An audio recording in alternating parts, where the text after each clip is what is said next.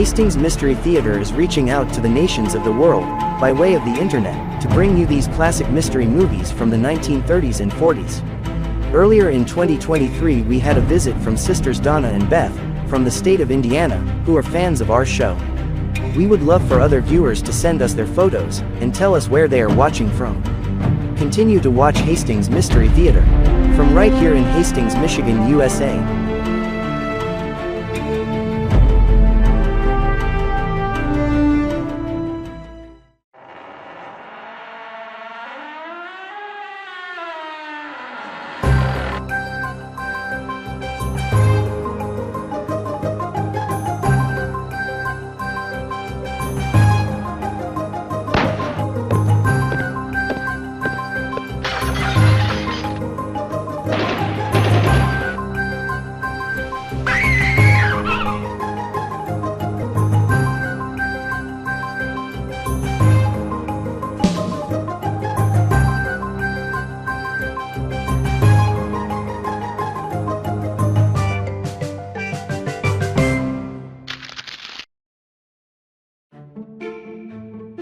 Coming soon, to Hastings Mystery Theater. Lady Luck.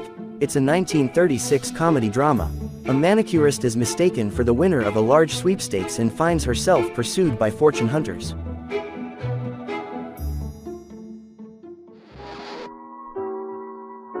It seems that you like watching these old mystery films from the 1930s and 40s as much as we all do. If you'd like to show your appreciation in a tangible way, then why not share a little love by giving us a one-time small donation? We'd appreciate that, as it will encourage us to continue on with this work of bringing these forgotten gems to you on a regular basis. Simply click on the donate link below, in this video's description, and while you're right there you can click on our mystery merch shop as well. Or visit us on Facebook. Or find our free bonus movie link. Thank you so much. Now here's Randall Schaefer. Good evening. Welcome to Hastings Mystery Theater. I'm your host and mystery master, Randall Schaefer. Tonight the corridors of mystery take us to 1941 for a Columbia release, Ellery Queen's Penthouse Mystery.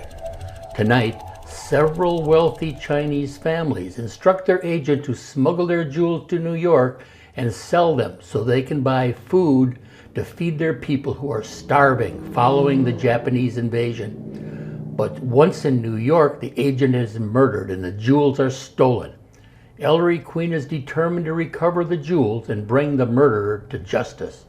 Ralph Bellamy stars as Ellery Queen. He was born in Chicago in 1904. He ran away from home at age 15 and joined a traveling roadshow, and by age 23 he owned his own theater company and began working on the Broadway stage. By age 27 he began acting in movies. Ralph Bellamy acted on stage, screen, and television and radio for over 65 years until his death in 1991 at age 87. His helpful and sometimes hindering secretary, Nicky Porter, is played by Margaret Lindsay. She was born in Iowa in 1910. She attended the American Academy of Dramatic Arts and then went to England to work on stage. She perfected the perfect English accent and in Hollywood used it to land roles as an Englishwoman. She began working in movies in 1932 and continued for 52 years before retiring in 1974. She died in 1980 at age 70. Margaret Lindsay was an out-of-the-closet lesbian at a time when such things were just not talked about. She was never an in-your-face advocate for gay rights, but neither did she hide anything. She appeared in public with her partner Mary McCarty and openly showed her affection. Hollywood loved her talent but was uneasy around her. Back in that day, if you had gay friends, people might assume you too were gay. That could be a career killer back then. Let's return to 1941 and enjoy Ellery Queen's Penthouse Mystery.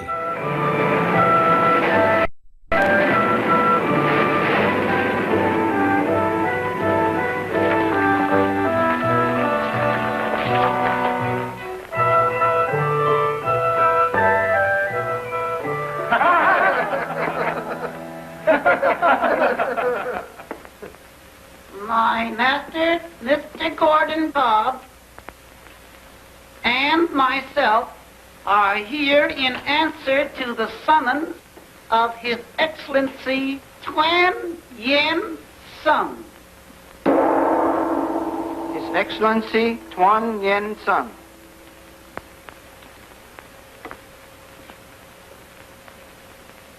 I offer respectful greetings to Your Excellency.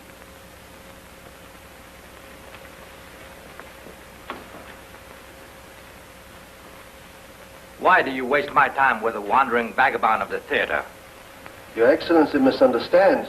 The honorable visitor is the man selected for the mission to America. If you are Gordon Cobb, why this? Well, most people know me as Ventro, the ventriloquist. And in places where Gordon Cobb might not pass unchallenged, Ventro arouses no suspicion. I can see the wisdom of that.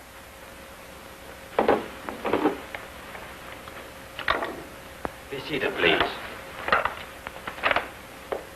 I am told that you have faithfully executed many delicate tasks for the good of our people. But this assignment is more difficult and more dangerous than you may realize. I am fully aware of that. You also know that millions of our people may soon be facing starvation unless supplies can be obtained quickly. I understand. Unfortunately, our government has little money available to purchase food and clothing for the needy. So a small group of our people have donated their family treasures for the common good. Priceless emeralds, diamonds, and rubies, all perfect stones. The collection should bring a fortune if sold in New York. How do you expect to get it through customs over there? The duty will be paid by our countrymen in America. Who else beside you gentlemen know about this? We have taken every precaution to keep the matter secret. That is why you were selected instead of the customary channels.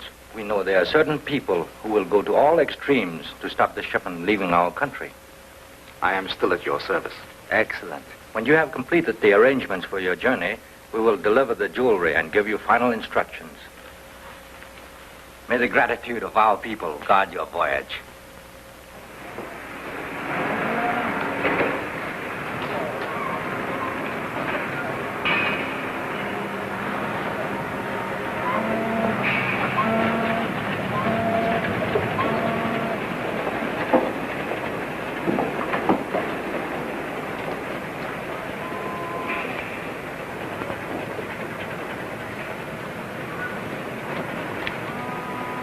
Oh, good evening, sir. I caught your act in Shanghai and Manila. Great stuff.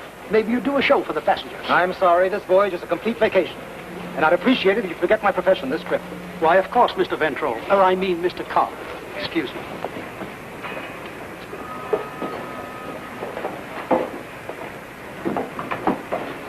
Oh, pardon me, sir. Your stateroom is this way. Thank you. This deck is for first-class passengers only.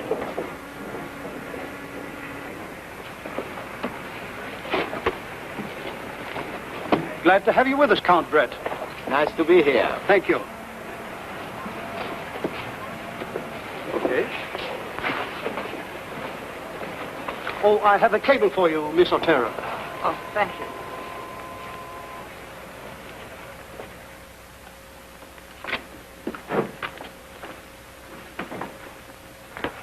Here you are, sir. Well, bring my trunk in right away, will you? Yes, sir. Right away.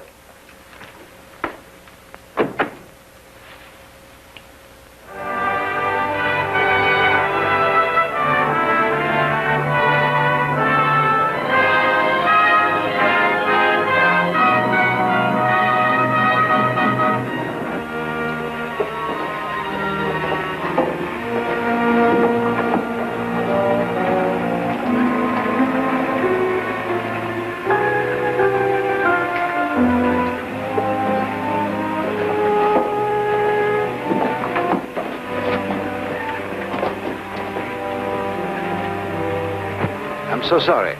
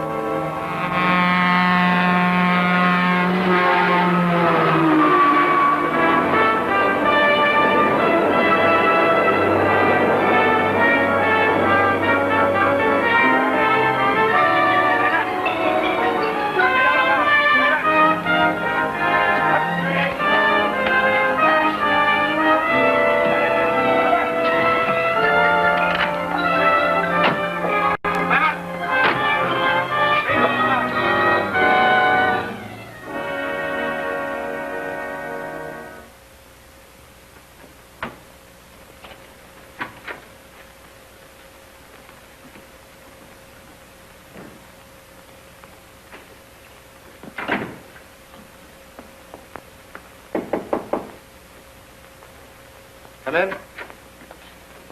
I'm Parkman, the manager, Mr. Cobb.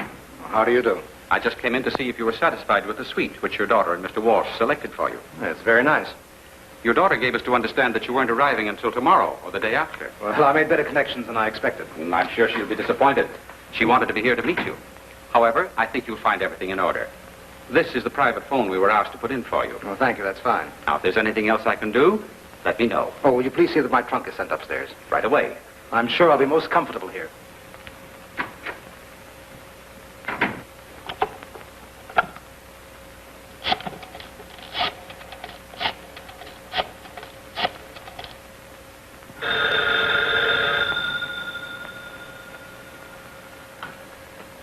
Hello. One moment, please. I'll call Miss Lane.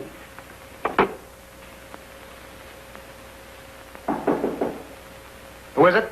The porter. I have your trunk here, sir. Bring it in. Put it in the bedroom, will you? Yes, Mr. Cobb. I'm very happy to hear from you. Will you come right over? I think it more advisable if you came here. I've taken the penthouse at the Hollingsworth Hotel. All right. I'll be there within the hour. Thank you. Thank you, sir.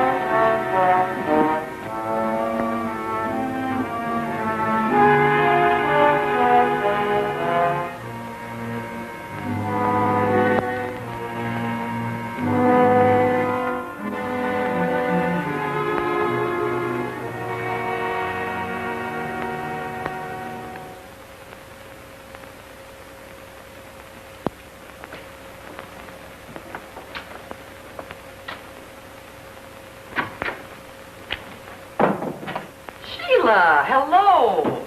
It's about time you were looking me up. Well, I've been thinking the same thing about you, but I know you're so busy. Busy? I'm practically a slave around here. It was thrilling the way you solved that Brown murder case. Well, it wasn't murder. It was suicide. I told them that from the very start.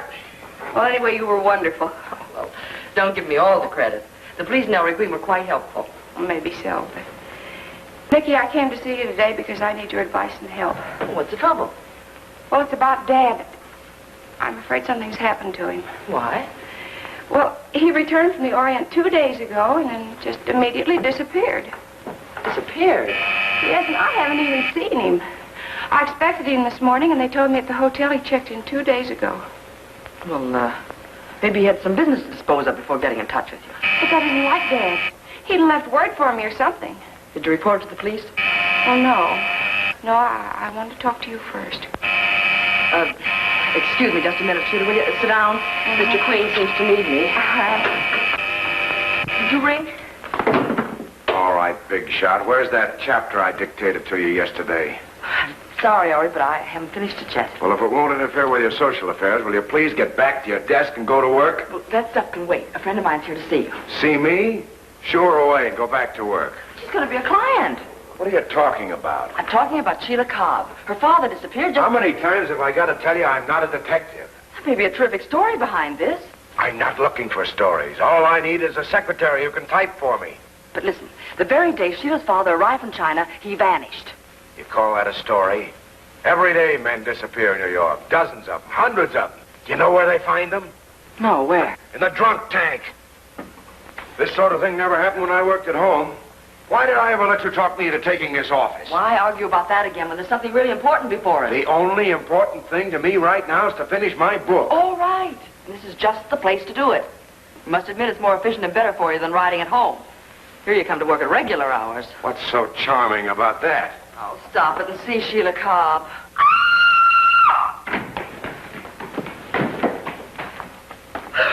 Sheila! Oh, someone tried to steal my bag. Look at your hand. It's bleeding. That's a nasty scratch. Did you see them? No, my back was to the door and it all happened so quickly. Come over here and I'll put something on. I can do that, Ellery. It's all right, I'll take care of it. Now, do you agree that there's something to her story? What's a purse snatcher got to do with a missing father? Be all right now. Oh, I'm sorry this happened, Miss Cobb. Better see if there's anything missing from your bag. Oh, I don't think I missed anything. Here.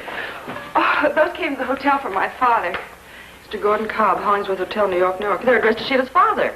That's what Miss Cobb just said. May I see one? They told me at the hotel that one came yesterday afternoon and one came this morning. Looks as if there's a calling card in this one. Can we see who sent them? Shall we? Oh, yes, please do. Appointed place, Serpent. Appointed place, Pig. Evidently somebody that's like your father. Did you ask the clerk if your father had any callers? Yes, I did, and there weren't any. Suppose we go over to your father's hotel, Miss Cobb.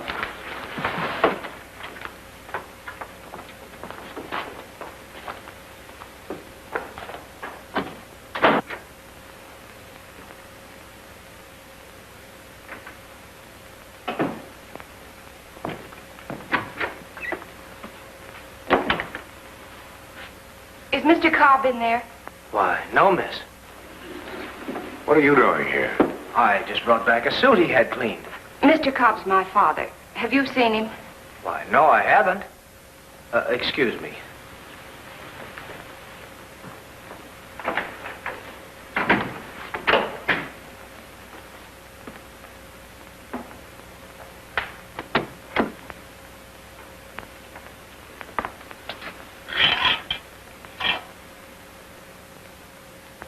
Everything seems to be in order.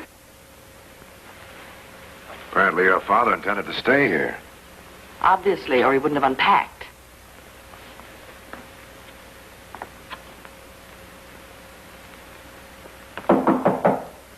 Come in. We've come for the trunk, sir. Where are you taking it? He ordered it shipped to Chicago. Hold till call for it. See, I told you. He might have had to go out of town on some business.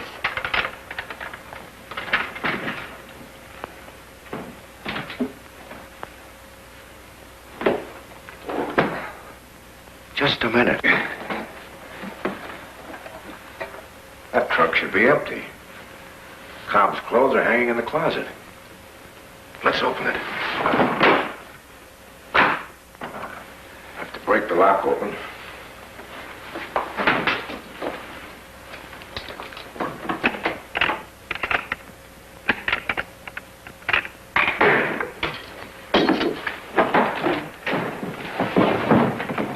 Why, that's the man who owns the trunk.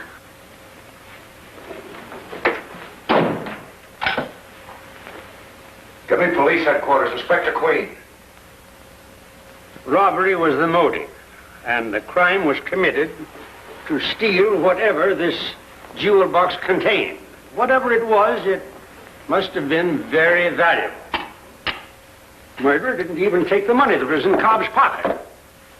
Sanders, your alibi that you came to work here only this morning doesn't mean a thing. Well, my son Ellery caught you sneaking out of Cobb's bedroom, but unfortunately, you were allowed to leave the apartment without being searched. Now, where did you hide the stuff? I told you, Inspector, I just brought back his suit. I didn't know Cobb. I've never even seen him. He was sent up to deliver a suit. Really answer that. I'm Harry Walsh, Inspector Queen phone calling. Come in, Mr. Walsh. I'm so sorry, Sheila. I wasn't at my office when you called, but I came as soon as I got your message. Sit down. Thank you. Miss Cobb tells me you managed her father and booked his act through the Orient. Yeah, that's right. But you had charge of his personal affairs here in the United States. Yes, I did. Well, how is he fixed financially? Oh, very well. Would you please excuse Miss Cobb before we go into that further? You can wait downstairs, Miss Cobb, until we need you. Thank you. I'll see you down at the lobby. Never mind, Ellery. I'll see her to the lobby.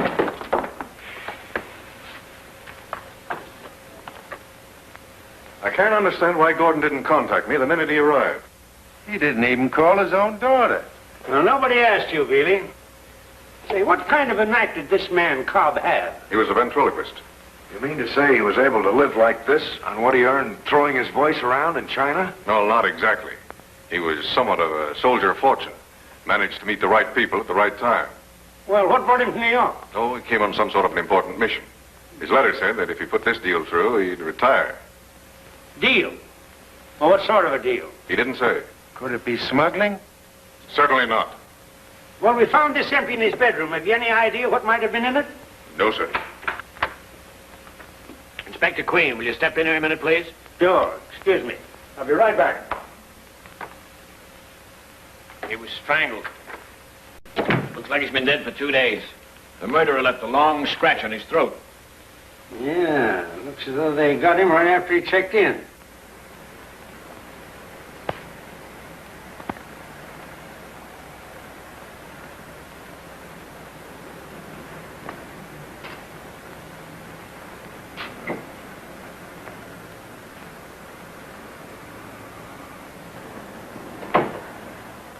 Here's the removal order to take him to the morgue. I'll send the boys right over.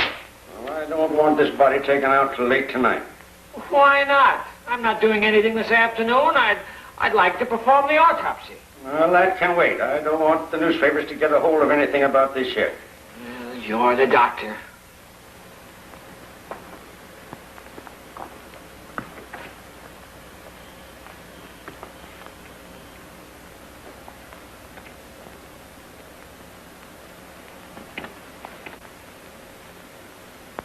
Mr. Parkman, will you come here a minute, please? Look at this.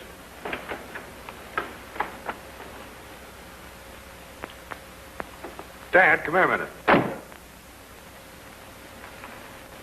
Do you know if this pane was put in recently? It wasn't put in by us. We'd have painted the putty to match the trim. Then that's how the murderer got in. Of course. He wanted Cobb's death to remain undiscovered as long as possible. That's why he put the pane back. Well, that fits in with his idea of shipping the corpse to Chicago. You're right, Dad. But it doesn't look like the bellboy. He wouldn't have broken in when he could use a pass key. Run along, son, and hop your bells. Thank you, sir. Keep your mouth shut, though. Don't forget that, Sanders. I won't, sir. Do you want me any longer, Inspector? No, but you can send that expressman up. He's still waiting downstairs. All right. Good day. I get it. You ship the empty trunk to Chicago, and when somebody calls for it, no, it goes to headquarters. Dad, you better look for a Chinaman, or a Chinese woman who possibly followed Cobb across. Oh, yeah, that reminds me. Who are Cobb's Chinese friends in New York? I don't think he has any. Well, he must have. Look at that. Appointed place, pig. Appointed place, serpent. Poison pen letters. Looks like some sort of a code. What makes you think a Chinese sent them? These were written with a brush instead of a pen. Only an Oriental would use a brush for writing. I still don't think that Cobb knew any Chinese in New York. Well, that's all, Mr. Walsh. You can tell Miss Cobb we won't need her anymore today. I'll be glad to. Good afternoon, gentlemen. There's another thing you should look for, Dad. What? Something a ventriloquist always carries. A dummy. Well, I'm afraid you're right this time, son, and I'm glad you're tagging along with me. Sorry, Dad. I've gone as far as I'm going. Now I get my secretary and go back to work. Come right in. Thanks.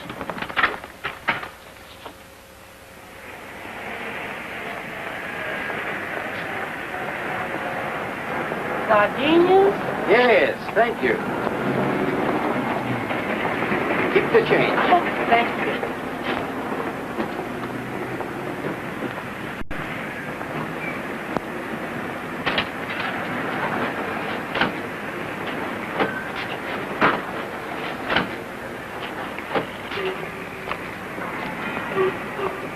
Call me a cab. Taxi, please. No, you don't. Took me 10 minutes to get you out of that lobby. You're not going back now. What's your ticket? Thank you. Get in, Nicky. The way you order me around, anyone would think I was your wife. Yeah? Listening to you, a stranger would assume you were.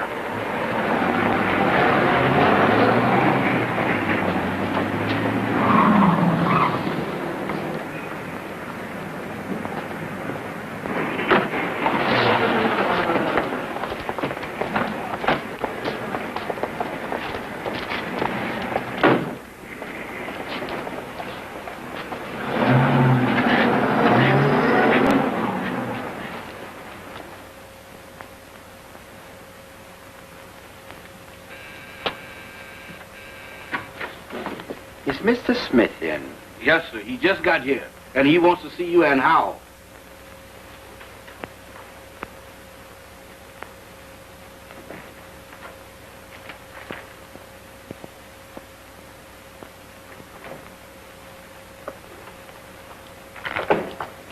Pardon, Mr. Smith, but the gentleman that you've been expecting is here. Deal me out, brother. Okay.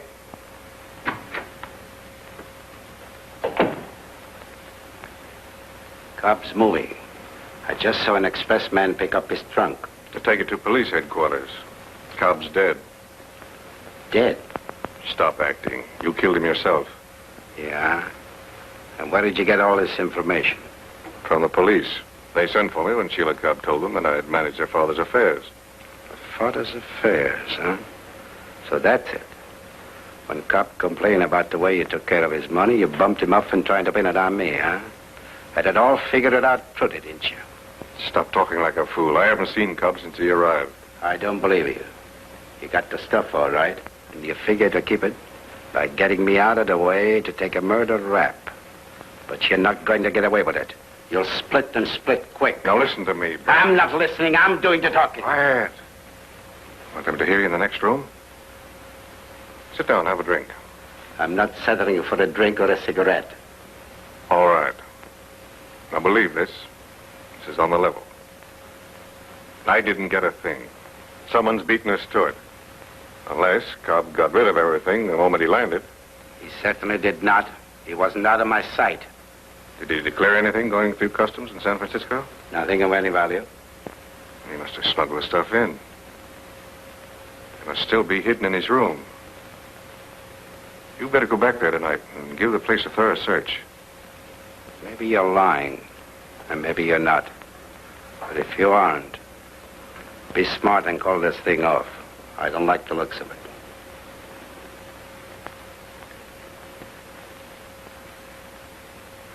You don't mean that. This trip is your idea in the first place. It's cost me plenty of money. And think of all we stand to make. What if I get caught? You won't. The police are through at that hotel. They're hunting for a Chinaman that sent Cobb letters. You won't have any trouble. Believe me, I'm telling you the truth. All right. But before I go, I wanted to tell you just one thing. You're smart, Walsh. Very smart. See that you don't get too smart with me. Get me?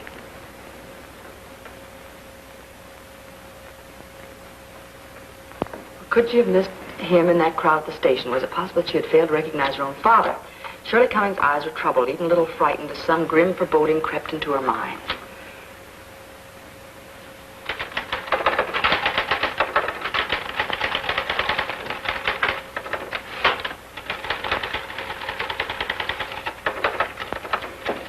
You're certainly making that typewriter say uncle.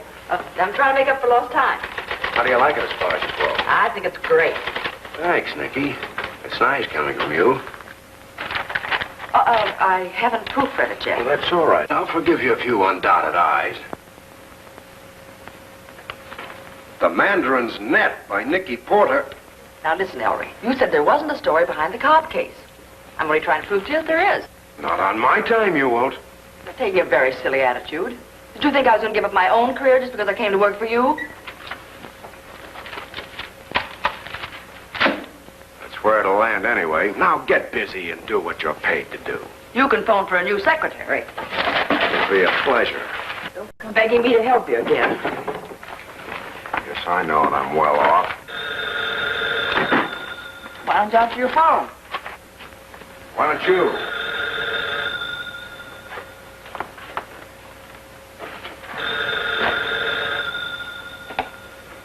Oh. Just a minute. For you.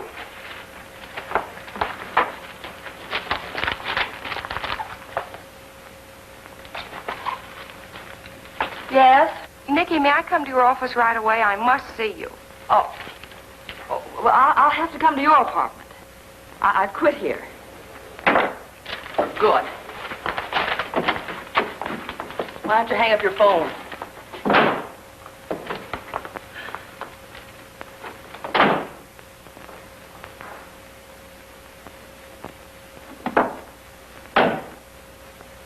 And he's still working for the paper.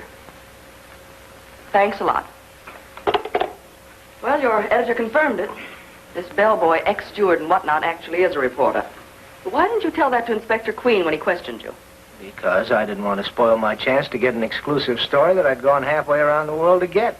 You mean that you knew someone intended to kill Sheila's father? Oh, certainly not. But I learned in China that Mr. Cobb was leaving for New York on a secret and important mission, so I followed him. Did you find out what it was for? No, I didn't. That's why I came to see you, Miss Cobb. I thought perhaps you could tell me. I'm sorry, but I haven't the slightest idea. Didn't you find out anything on that trip? Yes, I found that 2 other people were also interested in Mr. Cobb. Who were they? Count Brett and a Miss Otero. Leila Otero. She's been a good friend of my father's for years, but he never even mentioned a Count Brett in these letters. Well, I don't know what's become of Miss Otero, but Brett is at the Hollingsworth in room 1125. I didn't know that when the police questioned me. Inspector must check on him. I'm sure he's on the wrong trail now. Well, tell him. If you can do it without mentioning my name. But I don't see how that's possible, do you, Nicky? That's easy. I'll phone him from there and say that I saw the Count lurking around, and I followed him to his room. I want a chance to look that penthouse over alone anyway. Oh, but Nicky, you can't go over there by yourself. Oh, there's nothing to be afraid of, Sheila. After all, we're only inventing the story about the Count prowling around. Well, I'll keep in touch with you. All right, thank you.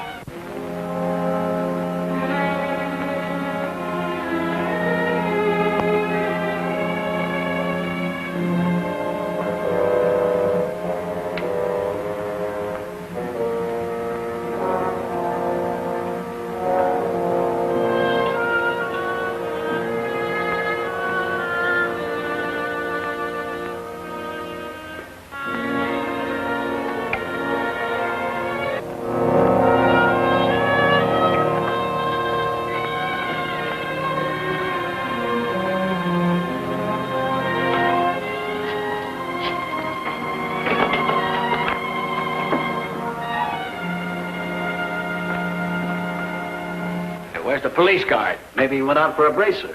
Well, what are you waiting for? Cobb won't come out to greet you.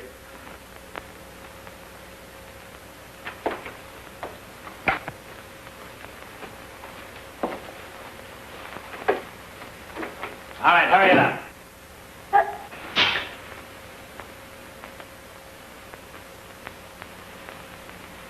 Come on, come on.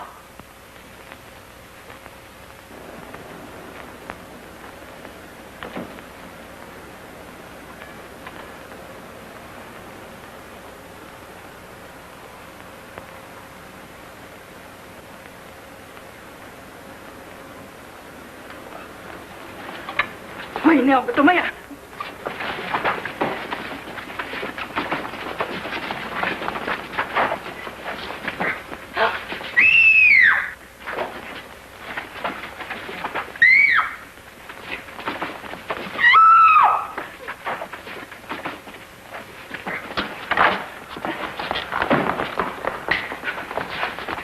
diamond the inspector's looking for. Don't let her get away. Call the police. That's just what I'm going to do. Sit down over there and don't start any funny business.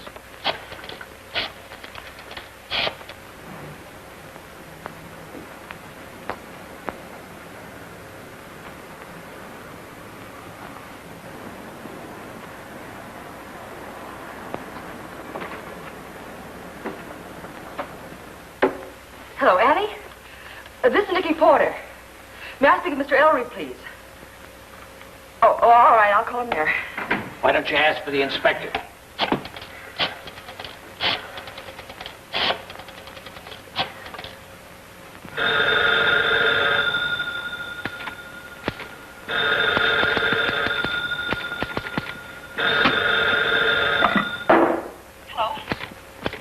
Hello, Ellery? Stopped ringing. He's taking that phone off the hook and won't answer. I can hear him trying to type. I'm going to call the inspector. Look, Ellery, this is Nicky. I got your Chinese. Operator.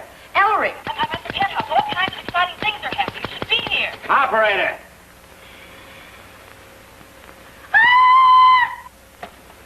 Nicky! Nicky! That'll bring him. Operator.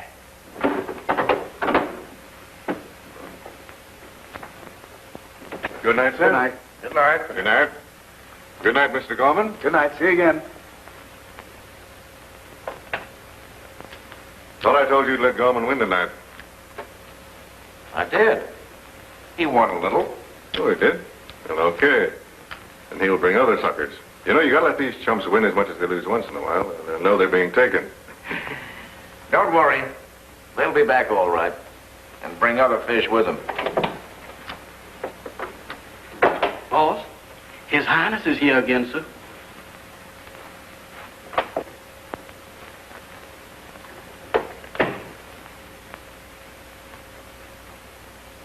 You didn't find anything, did you? No. And I certainly wouldn't have gone there if I'd known they hadn't removed the body. Well, that's peculiar. I only got started when the place began to look like a convention hall.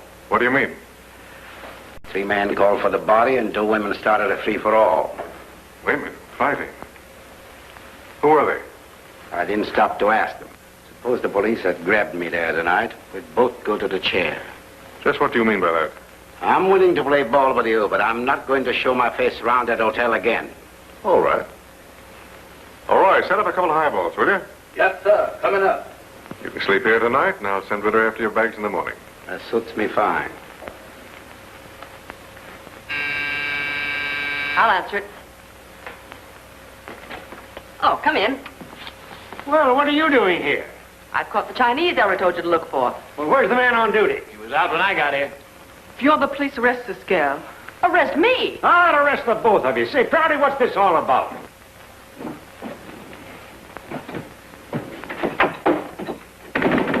See who that is.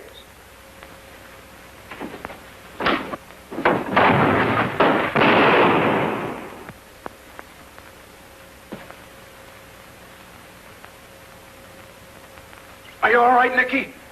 I'm glad I got here in time. She was talking to me on the phone when she was attacked. I heard her scream. She did that to fool you. She's a thief. I caught her sneaking around here and prying into everything. We know she's not a thief. What I can't understand, son, is why you allowed her to mix up in police affairs again after you had fired her. Did he say he fired me?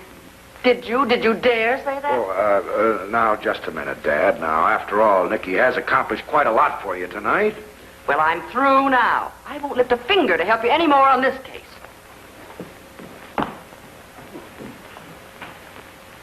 Do you suppose she meant that? Let's hope so. Go after her, Prouty, will you, and take her home? Why pick on me? She's not my headache. Now do what the mastermind tells you, Prouty, and run along, run along. All right. Suppose you sit down, Miss...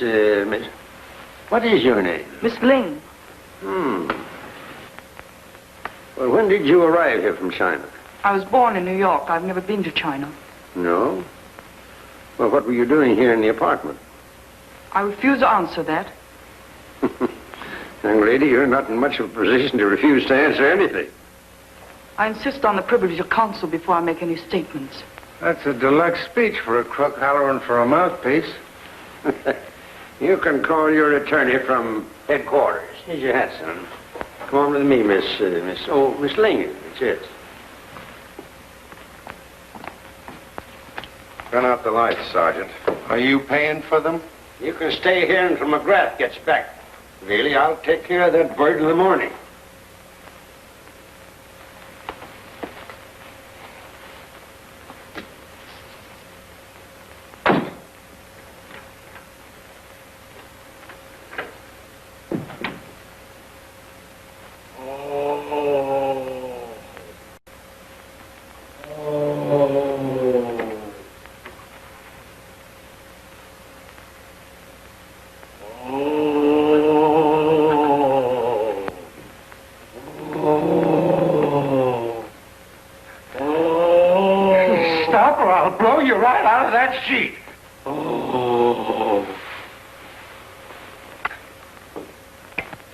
It's McGrath.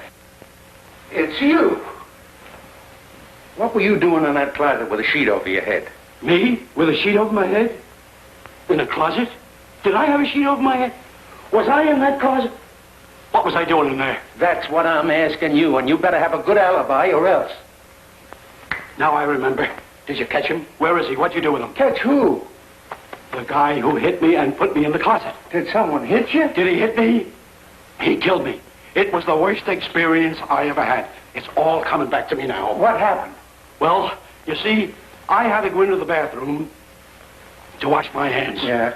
And when I come out, I saw that window open. Yeah. Well, I sneaked over like this. Very, very carefully. I waited. Finally, a 6-foot giant stepped through the window. He did? I stepped in front of him like that. Yeah. I said, "What do you want?" He said, "Who wants to know?" I said, "I do." He said, "Who are you?" I said, "I'm a detective." He said, "I don't believe you." I said, "Well, there's my badge to prove it." And the minute I put out my hand, he conked me on the jaw. He did? Well, we started to go at it. It was nip and tuck for about 20 minutes. I was getting the best of him. Finally, he grabbed me by the throat. Yeah. We fell to the floor. We started to wrestle. It was nip and tuck, nip and tuck. First I was on the bottom, and other times he was on the top. It was a terrible... Never mind about that. How did you get in that closet? I'm coming to that right away. Finally, I broke away, and I run. He started to chase me around the room. He chased you? Yes. Why didn't you chase him?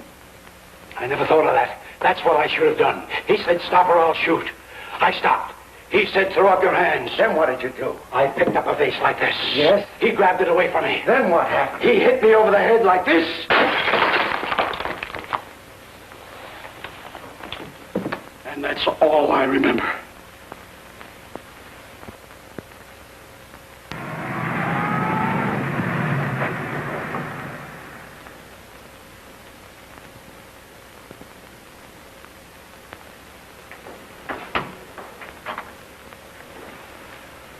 You needn't wait. This way, please. Have a chair, Miss Ling. Thank you. Your story has been substantiated through the embassy in Washington and the consulate here. Sorry we had to detain you, but you had no right to prowl around that penthouse. You should have come to us. I was pledged to secrecy. I know. And had to avoid publicity. All right, we won't hold that against you, but your friends in China should have used a public carrier, and all this would have been avoided. The banks and express companies could never manage to get the jewels out of China. Well, Cobb may have got them out all right, but he didn't deliver them to you. He wasn't supposed to. He left them in the customs house in San Francisco. What? Why, certainly. The duty will amount to over $300,000. Mr. Cobb was only supposed to bring me the customs receipt. $300,000. And can you pay that? Yes, with money raised here by Chinese sympathizers. And what do you suppose was in that jewel case we found? Something personal. The thief that took the custom receipt, too. And thanks to Ellery, I'm still looking for a foreign Chinaman and a ventriloquist dummy. Come in! Telegram, Inspector. Well, maybe this will help us out. From the Collector of Customs of San Francisco. Gordon Cobb paid duty on one jade necklace valued at $400. Nothing else declared. Collector of Customs. I told you he was a smuggler. He must have run that stuff through planning to collect that duty money from you as a bonus. That's not hay. Almost $500,000 bonus. Could he have been stupid enough to think that I would have paid him without a clearance receipt? Apparently he was, unless he intended to sidestep you and peddle the stuff himself. It all sounds so impossible. Why did he phone me then immediately after he arrived in town? I can't answer that, but the fact remains the stuff is missing. Now, give me a list of everything he was bringing you. I'll have to go home and get it for you. Sergeant Bealey will there go with you. We'll broadcast a description of all the missing articles and order the arrest of anyone trying to dispose of any one of them. Thank you, Inspector. All right.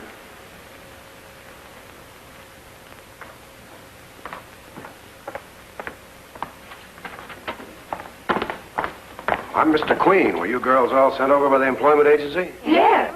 But the girl inside said the position was taken. Oh, she did, eh? Well, we'll see about that. The job's still open. Just step inside, please. Sit down, girls. The position's still open. Thank you, Mr. Queen. You're a little late this morning, Mr. Queen. Yes, but not too late. Come inside a minute, will you, please?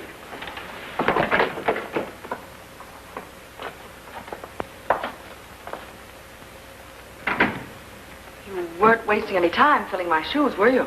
You quit last night, didn't you? It's not what you told your father. But I've forgiven you for that. And now you want your job back again? No, I never thought of it as just a job, Ellery. Well, that's the trouble, Nicky. What I need is a secretary, not a collaborator and a female detective. Very well, Ellery. I promise to be nothing but a good secretary. Well, how do I know you're going to keep your nose out of police affairs? Oh, I'm glad you brought that up. There's something I forgot to tell your father. There you go again. Well, I hate to see him running around in circles. I suppose he needs you to keep him straight. He should look for a man named Brett who sailed from China on the same ship as Mr. Cobb. And where shall I tell him to look? Manhattan or the Bronx? No, sir. Room 1125 at the Hollingsworth Hotel. Where'd you get all this information? I saw him lurking around the Penthouse last night, and I followed him to his room. And it was Brett who slugged McGrath last night at the Penthouse. What? Yeah, McGrath, the police guard, was slugged at the Penthouse last night. If you saw Brett there, he must have done it. Oh, yes, of course. It's too bad I didn't get there sooner. I'll call Dad. Oh, what about those girls out there? They'll bite my head off. No, they won't. I'll tell them.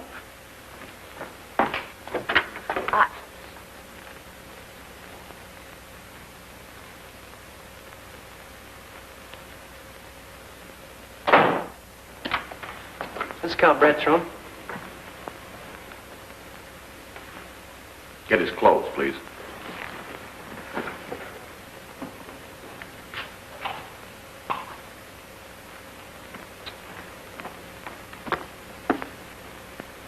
Spill it in.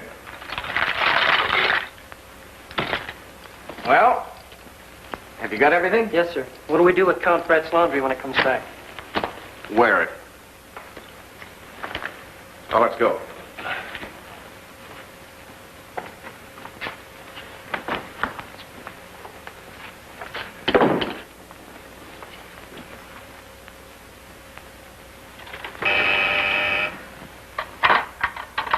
Yes? I'm ready to dictate another chapter. Hello? Yes, he is. Just a moment.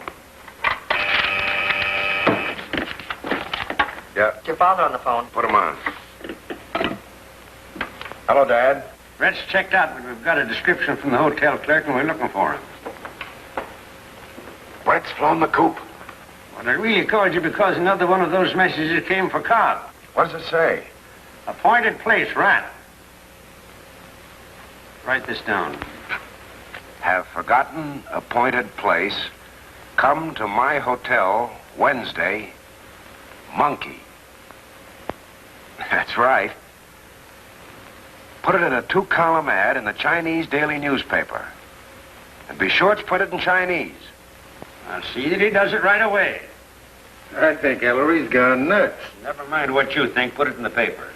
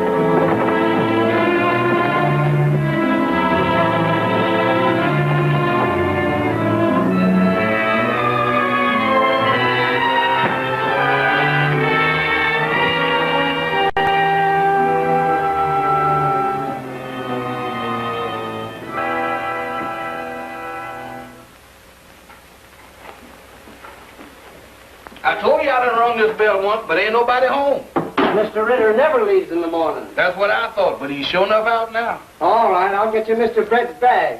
Ritter told me somebody would call for them.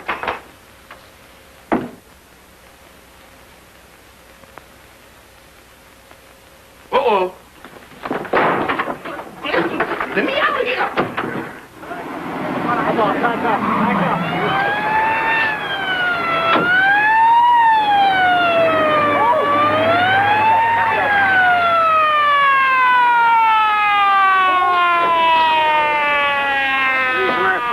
Your friend Brett seems to be mixed up in this. Or if not Brett, his baggage. How about it, Inspector Twain? Your men won't let us in. A little later, boys, a little later. There's one you won't be able to keep out of the newspapers. Morning, Inspector. Morning, Sarge. This is the janitor. It was him that reported it.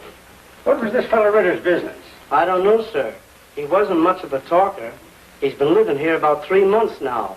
But all I know about him is he kept late hours and never had any visitors.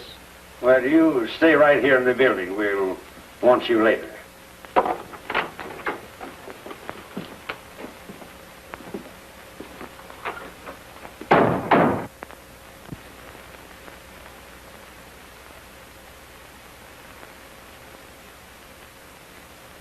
Looks like he died from a skull fracture, from a blow. I feel like I've seen that guy before. Well, you ought to know, Veely. The description you got from the bellboy who handed over Brett's bags yesterday fits Ritter perfectly.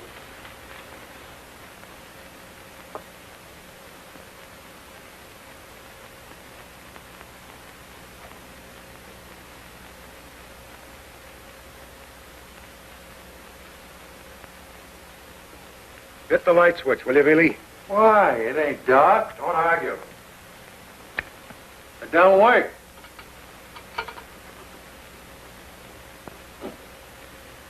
Okay, it's on.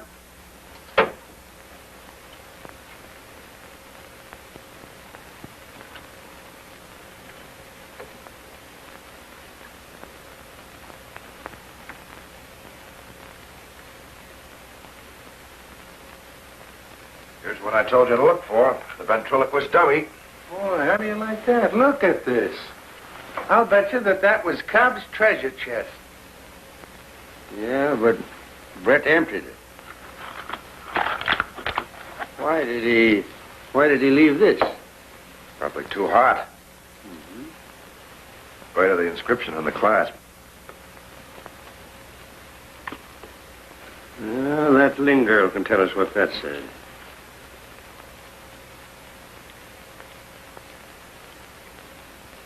Leave the bridge work alone, Veely.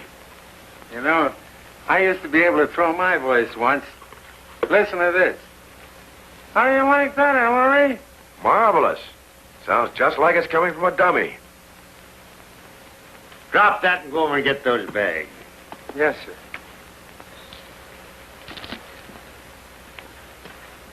Yeah, Brett and Ritter were partners. And they got into an argument, and Brett knocked him. If he had, Brett wouldn't have been dumb enough to have sent the colored boy for the bags. If I could only remember where I've seen you before.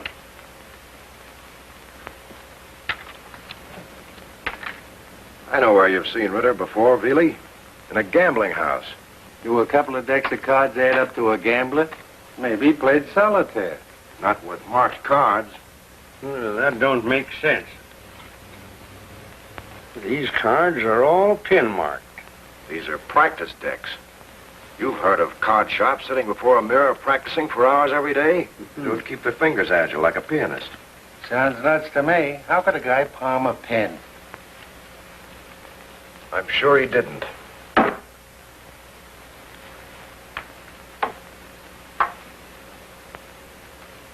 This is a gambler's ring. The cards were marked with this. That's Corey the magician. It's been 10 years since I've seen him on the stage, but I know it's him. The great Corey. You wouldn't remember him, Ellery. I've heard of him. He was a headliner for years. Why don't you ask Walsh what Corey's been doing lately? He's a booking agent. He might know something about him. That wouldn't help us find Brett. I think you're wrong hanging this job on Brett. Yeah, but it didn't take him long to knock Cobb off and get away with that jewelry. Whoever killed Ritter sneaked into the closet and removed the fuse to make sure he wouldn't be seen. Brett and Ritter were partners, wouldn't Brett have come openly? Well, I couldn't answer that, but we've got a lot to do here yet. All right, I'll get out. Let's go to work.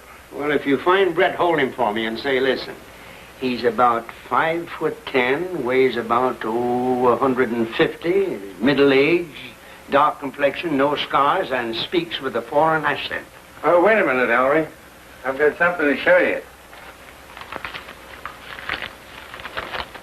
There's that ad of yours right there. What did it say? Why, it says, just what you told me to put in it. Then we'd better all be at the Penthouse a little before 3 this afternoon. Well, why 3? You didn't mention putting any particular time in the ad. The last word in the ad is monkey, isn't it? Sure, but I thought that was your signature. You would. The ancient method of reckoning time in China divided the day into 12 parts. Each of these periods were given the name of an animal. For instance, the hour of the serpent is between 9 and 11 a.m.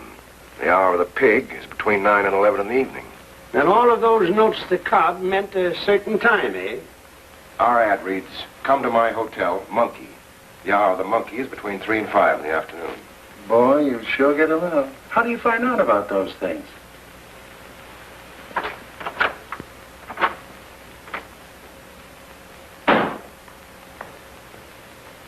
Oh, I was just thinking about you. Oh, that's good. I was just thinking about you.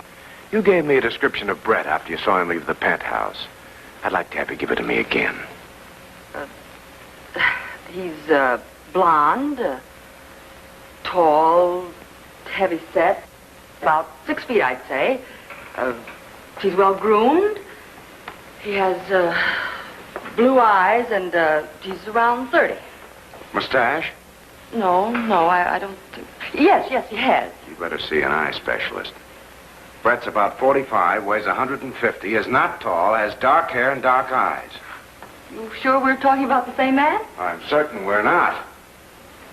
Now tell me the truth. You never saw Brett in your life. Somebody told you about him. Who was it?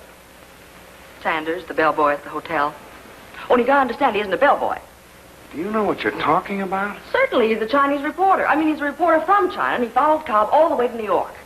Get your hat and coat. We're going down to headquarters. What for? You're going to tell Dad all about Sanders. Not me. I gave you my promise I was through with this case, and I intend to keep it. Don't worry.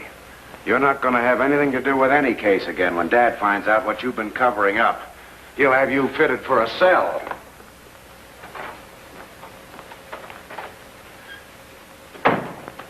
You sit there. Hello, Jack. Is Dad in? Yes, sir, he's in there. I said sit there.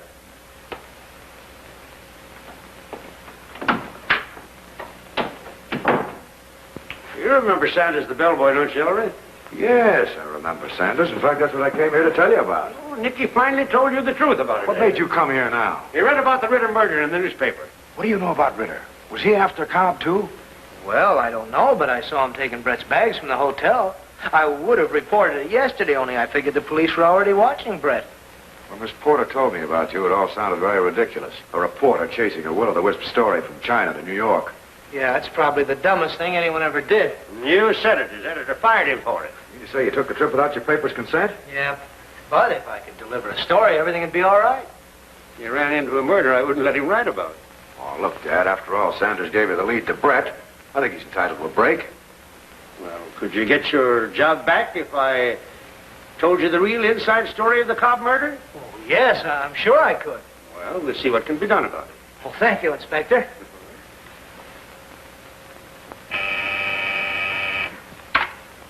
Mr. Ellery Queen wants to see you. He says he knows you. Let him come in.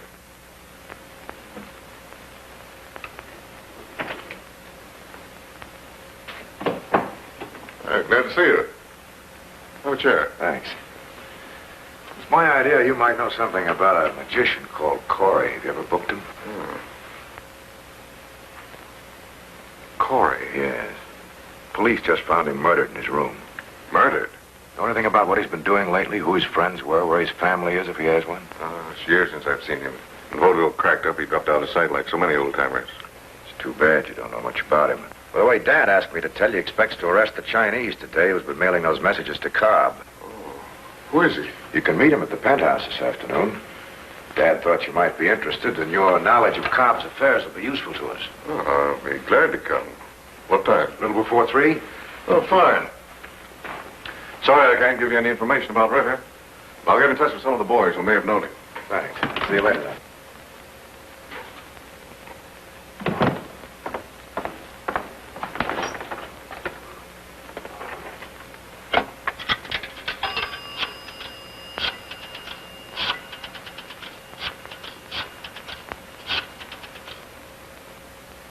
Dr. Queen, please.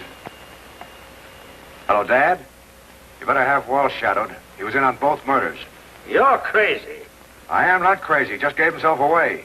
He did? How? He called Corey what? Yep. But he promised to come to the hotel at 3 o'clock. Now listen, he may remember his slip and try to run out on us. Send someone out to cover his house, too. You got all that? Yep.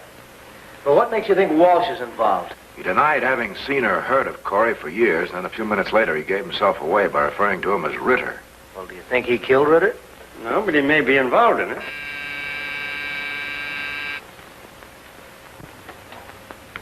Mister, will you tell this policeman that I ain't done nothing and let me go, please, sir? Come on. We searched Walsh's apartment, and here's all we found. Count Brett and Roy Johnson. Mr. Commissioner, I ain't done nothing. That's what His Royal Highness says, too.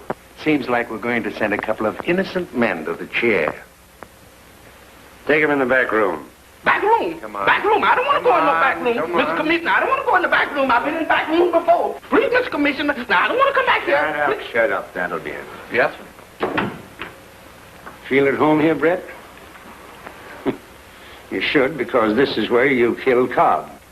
Then last night you went to Ritter's room and murdered him. I did not kill Cobb, and I was never in Ritter's room. Well, how did it happen that your bags were there with the dummy in one of them and this necklace? You see this clasp on this necklace? You see that Chinese inscription? Well, translated, it reads, "To Sheila from Dad." Cobb intended this necklace for his daughter as a present. It's a frame-up. You never found that necklace or that dummy in my luggage. But you did have Ritter sneak your bags out of this hotel. You right about them bags, Mr. Commissioner, but I ain't done nothing. Mr. Walsh is here. Send him in. Boss, I'm sure is glad to see you. Will you tell this commissioner that I only work in your card room and I have no parts in them killing? Will you, boss? Please tell him, boss. Will you please, sir? What's this man talking about? Ain't no time to get high and mighty now, boss. Cause you know I ain't told him nothing. But this commissioner here knows too much. Your faithful servant here has made it very easy for you to tell us the rest.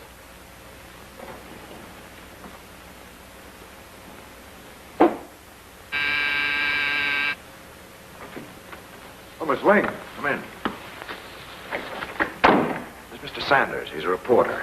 Miss Ling represents the Chinese interests in this country. Oh, how do you do? Won't you sit down? Thank Inspector you. will be right in. Do you know why your father asked me to come here? Yes, we're expecting the sender of those code messages. Do you know who he is? No, but we're convinced he's a Chinese who doesn't know Cobb's dead. Do you think he knows something about the jewels? That's why you were asked to come here. He's a few minutes early. I think he'll have more confidence if he sees you first. Would you mind letting him in?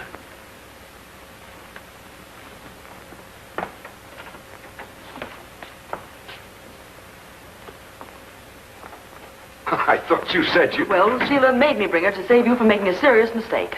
Please ask your father not to draw Mr. Walsh into this terrible affair. I'll vouch for him. Sheila doesn't have to stand for her father's best friend being humiliated in this fashion. Oh, Ellery, Walsh and Brett admit they were out to trim Cobb, but they say they didn't get anything.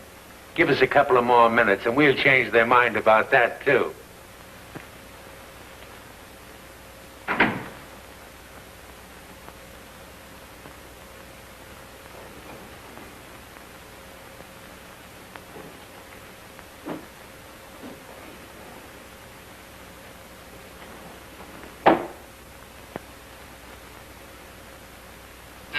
There's our man now. Outside. 請你入嚟啊！多謝。你係邊位啊？我代表中国朋友请郝先生您的消息过来。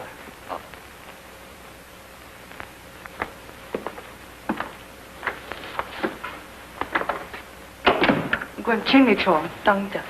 Mr. Cobb, What do you want with Mr. Cobb? I talk only with Mr. Cobb. My business very important. You tell Mr. Cobb, Li Su see his message. 你坐，你等一等呀。Mr. Queen.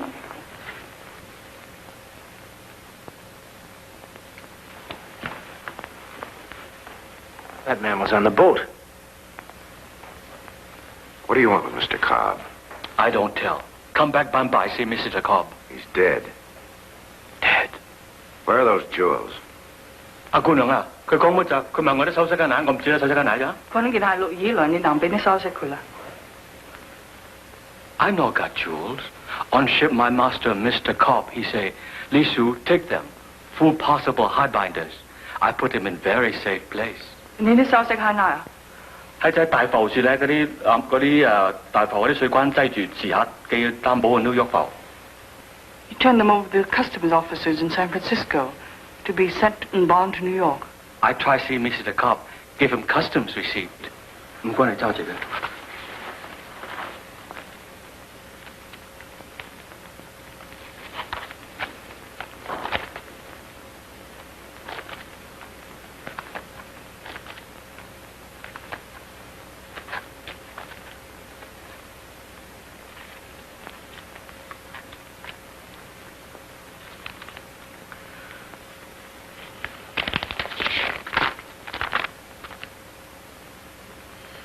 I'll give this to my father, Miss Ling. You'd better come by his office tomorrow. The receipt's in Li Su's name, so there'll be some formalities to comply with. Thank you so much. And I want to thank you for all our people. 唔該你咁，你真係好幫手。好啊，我好幫你樣樣做妥晒。車啦。我行啦。All right, all right. Stick to your story and see if you can make a jury swallow it.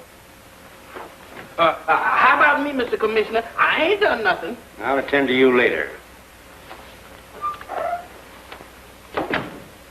Well, Walsh admits that Ritter worked for him, but he says he wasn't supposed to know about any scheme between him and Brett to rob Cobb. But he must have found out and declared himself in. Well, how did it happen that Ritter hid the necklace and the dummy in Brett's bag? He didn't. The man who killed him did. But it wasn't Brett. Well, I don't follow you. Let me see that ring of Ritter's a minute. This ring was used to mark cards. There's a sharp point on the inside of it. There's a long scratch on Cobb's neck. It was made by this ring when Ritter attacked and strangled him. You mean Ritter killed Cobb? There's no doubt of it. The back of Sheila's hand was scratched the same way when he tried to snatch her bag. You'll find a similar mark on the person who finally killed Ritter. Where did he scratch you, Sanders? Here? Don't tell me you did that shaving. I didn't mean to kill him. I found the stuff in Ritter's room and put it in Brett's bag to bring it to you. And Ritter trapped me in the closet, and I hit him in self-defense. Well, suppose you prove that to the judge. Of course, you know, I'm only the police inspector. Really? Take Sanders with you. Here's the answer to our ad. Oh, custom receipt, eh? For everything Cobb was supposed to have smuggled in. Miss Ling will see you in your office about it tomorrow morning. But we'll have to tell Miss Cobb. I'll let you tell her right now. Yeah? My father will see you now, Miss Cobb. Oh, thank you. He's seen more than enough of you. You wait here. Sit down, Miss Cobb. There's a lot of things that I have to explain to you. I don't want to go to no prison. I don't want to go to no prison. Nicky!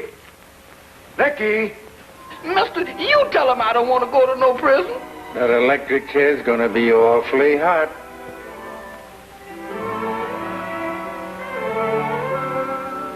Yeah, mister, you can take him. He ain't no friend of mine. Nicky! What's the idea of hiding from me? I wasn't hiding. Thought maybe you'd seen enough of me, too. Oh, let's stop all this. Slip the words right out of my mouth.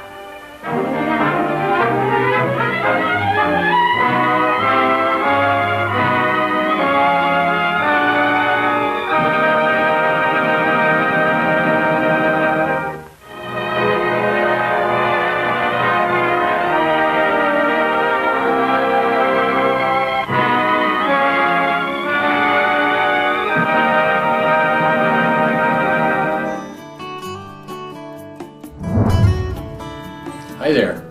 I'm Randall Schaefer. Most of you see me on YouTube hosting Hastings Mystery Theater. And this shirt honors Hastings Mystery Theater. If you would like a souvenir of this shirt or other similar products, take a look at the description down below. You can get yourself a souvenir. Thank you to all the YouTube people who watch us. We appreciate it.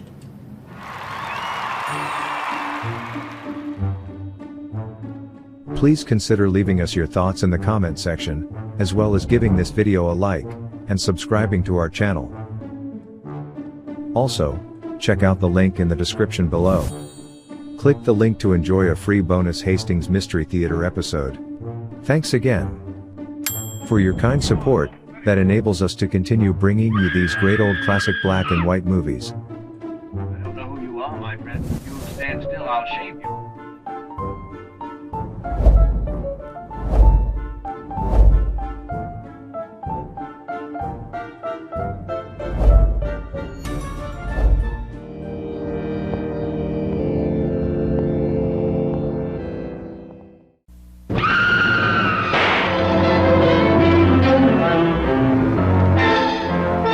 This is murder. Murder! Are you scared? Don't be. Those masterminds of detection, those terrific sleuths, Bud Abbott and Lou Costello, will solve this crime, or die in the attempt.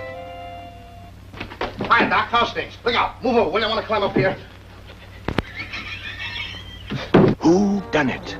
Wouldn't you like to know? Could it be Patrick Knowles, or William Gargan, or Louise Albritton, or Jerome Cowan?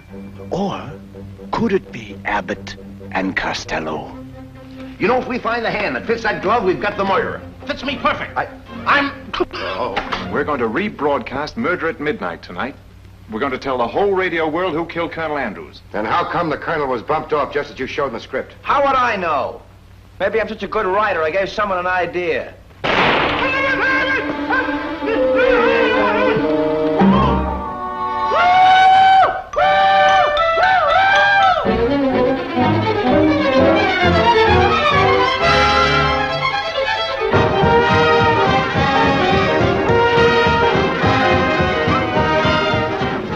I got the funniest feeling that something's gonna happen. What do you mean?